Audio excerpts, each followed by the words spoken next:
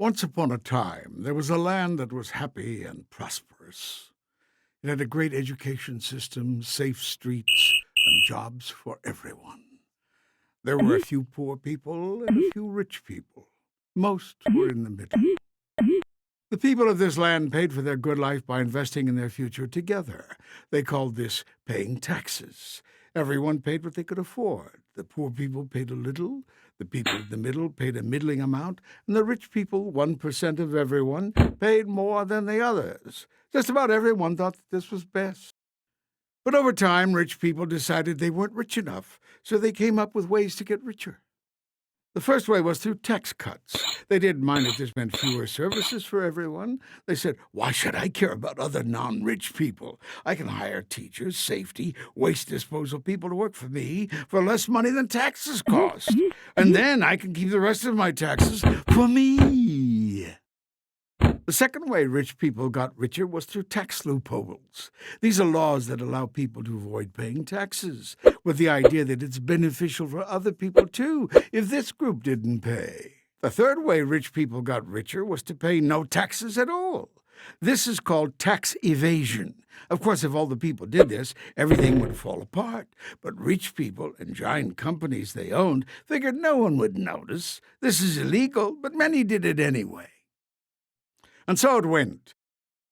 In 20 years, rich people doubled their share of the land's income. Schools, public safety, the roads, parks, libraries, public transportation all went into decline. The rich people didn't care. They said everyone gets what they deserve, and they bought their own teachers, police, garbage collectors, and transportation. They also bought something else, elections. They spent so much money on politics, they elected people who liked what they liked.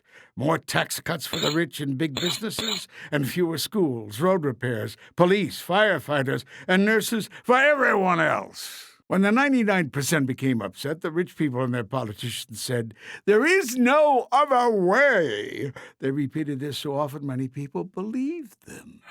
Meanwhile, instead of investing in things that most people could use, and instead of providing jobs that paid people well like they used to, rich people found they could make more money on Wall Street. Wall Street is a place where money makes money.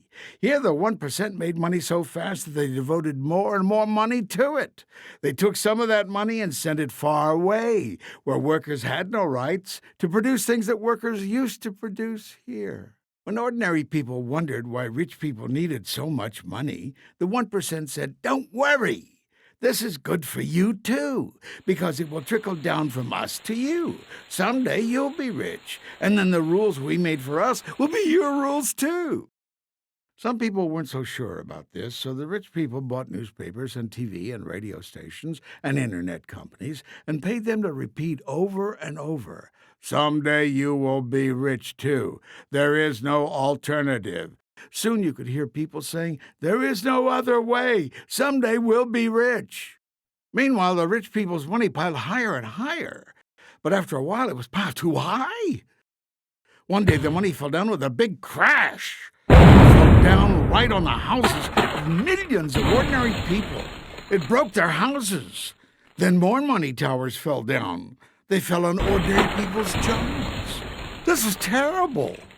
Everyone was scared. How did this happen? The government said, "We have to fix this." They were so used to rich people being rich, they immediately started printing money and giving it to rich people. But they didn't give any to the ordinary people whose houses and jobs were broken by the crash. Those people said, "You give the rich people money to replace their money that got lost in the crash. Why aren't you giving us any to fix our houses and our jobs? They got broken in the crash too." The government had no answer. Now the people got mad. Since they weren't sure who to be madder at, the government or rich people, they got mad at both. Rich people got worried. They thought, if the people get mad enough at us, they might take some of our money. This really upset the rich people, because they loved their money more than anything in the whole world. So they devised a plan. They called it, "Look over there." Whenever people said, "How come you rich people are getting richer while all the rest of us are losing our houses, our jobs, and our schools?" the rich people pointed at someone else and said, "Look over there." First they pointed at the people whose houses were broken and said, "Look over there. Poor people caused the crash. They built their houses in the wrong place. If they hadn't done that, the money wouldn't have fallen on them. But most people didn't believe them. So the rich people pointed at someone else this time, teachers. They said, look over there. Teachers have jobs and you don't. No one can ever fire them. And lots of teachers are bad. The schools are failing. Teachers are the reason. Bad teachers. Bad teachers. Most people didn't believe this. They remembered the problem was the crash, not bad teachers. The rich people realized it might be safer for them if someone else pointed their fingers. So they took some of their money, and even though it was just a little bit of their money, it was a lot of money since they had so much. They helped more people get elected.